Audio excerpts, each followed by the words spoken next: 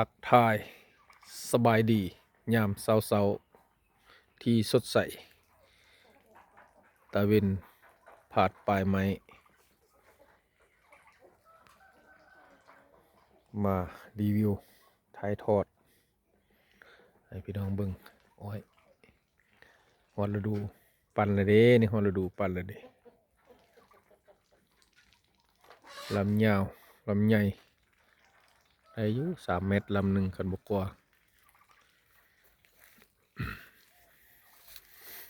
ลำงามๆทั้งนั้นพี่น้องเอ้ย